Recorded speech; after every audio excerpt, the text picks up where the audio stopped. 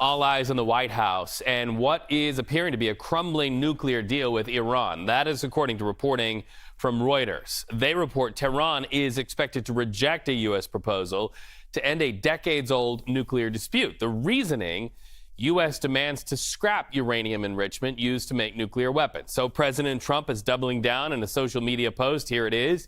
He is slamming former President Joe Biden. He says, quote, "The auto pen should have stopped Iran for a long time ago from enriching. Under our potential agreement, we will not," he says, "allow any enrichment of uranium." Once again, that exclamation point. Meanwhile, the top Democrat in the Senate, we're talking about Chuck Schumer, is sounding off. He's claiming he's caught wind of a potential side deal with Iran. When it comes to negotiating with the terrorist government of Iran, Trump's all over the lot. One day he sounds tough, the next day he's backing off. And now, all of a sudden, we find out that Witkoff and Rubio are negotiating a secret side deal with Iran. What kind of bull is this? They're going to sound tough in public and then have a side deal that lets Iran get away with everything? That's outrageous. We need to make that side deal public. Any side deal should be before Congress and, most importantly, the American people. If Taco Trump is already folding, the American public should know about it. No side deals. And we should note that was shot in vertical there to appeal to young audiences watching on TikTok. Natalie Brand joining us live from the White House. He even used captions there. What does Schumer mean about a side deal, Natalie?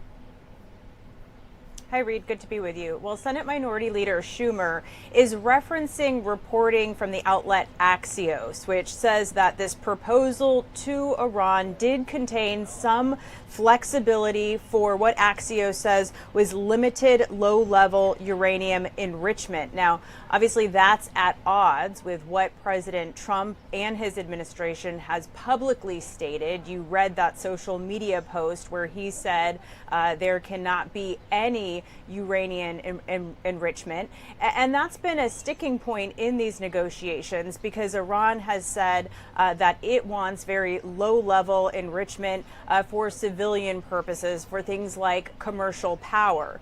Now, Reuters and other outlets are also reporting that another sticking point here is more clarity around how the U.S. plans to lift sanctions on Iran as part of this proposal.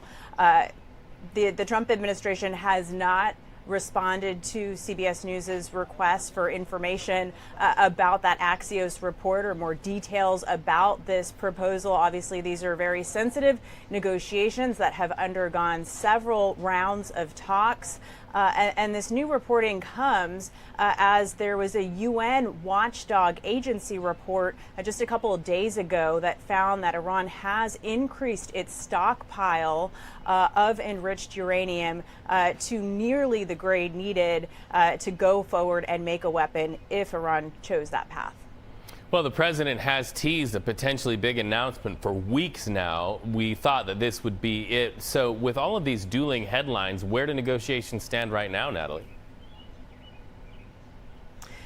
Well, again, that remains to be seen. It's something that the press secretary will no doubt be asked about during her White House briefing next hour. And it comes, amid all of these different international tensions. Of course, something else top of mind here at the White House is, this scheduled phone call between President Trump and Chinese President Xi, which we've been hearing that will happen sometime this week from administration officials. We don't know yet when that is scheduled, but those two leaders also have a lot to talk about, Reed. On the U.S. side, there's concerns about China's export restrictions around critical minerals. Of course, that's, those minerals used to make everything from electronics to U.S. defense material, U.S. military equipment.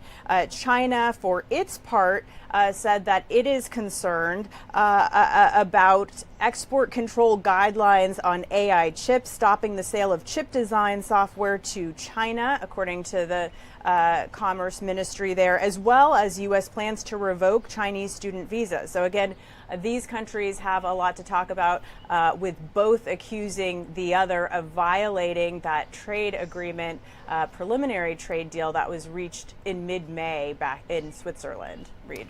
Much to follow. CBS News correspondent Natalie Brand, always great to talk to you. We appreciate seeing you and hearing from you today.